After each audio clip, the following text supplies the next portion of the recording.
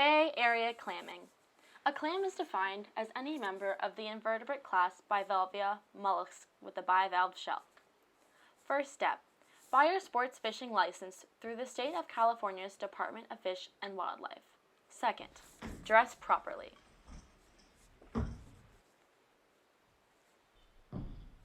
Third, drive to destination. Tamales Bay and the Stinson-Bolinas lagoons were recommended by Christy Huas, an environmental scientist of the marine region from the California Department of Fish and Wildlife. Hi everybody, reporting live from Middleton Park at 4:41 p.m. We're about to go clamming. Because clams can most easily be unearthed at a lower tide, timing the tides and sunlight is essential.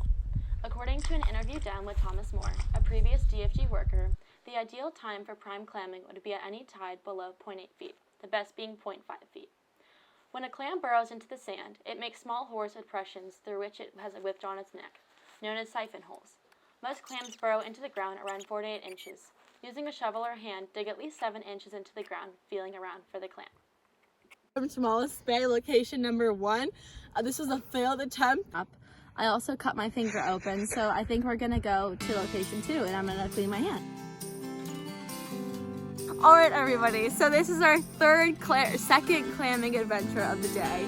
We are currently across the street from Blake's Landing Farm Incorporated. So right here is where we're gonna go clamming. Yeah, right at low tide. It is approximately 5:30, which is the lowest tide today, 11:12. And we're gonna go do some clamming. Across from Blake's Landing Farm Incorporated, I was able to locate 3 intact clams and several broken shells. From these clams, I was able to start identifying what species they were based on the pattern of the shells. Within the Greater Bay Area, there is a wide variety of clams that are best accommodated to the environment. Expected clam species include the gaper clam, Washington clam, little neck clam, northern quahogs, and manila clams. What we found was a little neck manila clam. It prefers a combination of coarse, sandy mud with a mixture of larger gravel and larger green sand. This clam was introduced unintentionally into California waters in the 1930s, still expanding its range on the west coast, and is now present from Southern California to British Columbia. It is particularly abundant in the San Francisco Bay and other estuaries.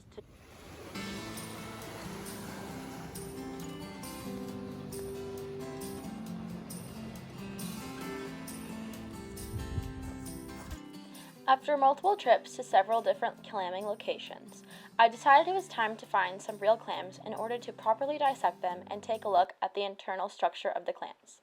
So I went to the local fish store and purchased 5 little neck clams. The shucking of the clams is an important step in beginning to understand the basic physical formation of the clam. Ideally, you will need a thin 3-inch shucking knife that has a rounded tip that makes it ideal for shucking your clams. If you don't have a shucking knife, you can also use a sharp knife that is small in size. Next, use a towel to hold the clam in your hand in order to protect your hand when you pry open the clam shell with the knife. If you are unsuccessful in simply trying to pry the clam open, you can insert the knife at the hinge of the shell. When doing this, you will have to use a lot more pressure to try to break open the hinge.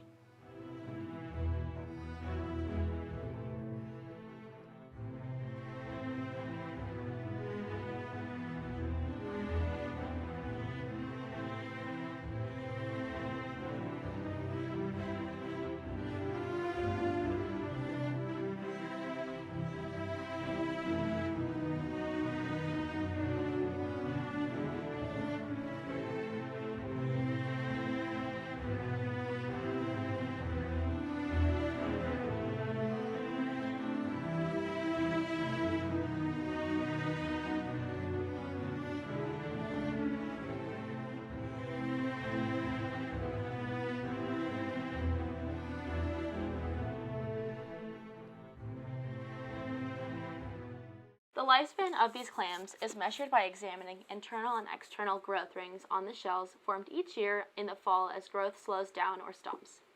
The maximum age of these manila clams is estimated to be 8 or 9 years. Clams are marine mollusks which have 2 valves or shelves. Like all mollusks, a clam has a mantle which surrounds its soft body. The soft tissue above the foot is called the visceral mass and contains the clam's body organs.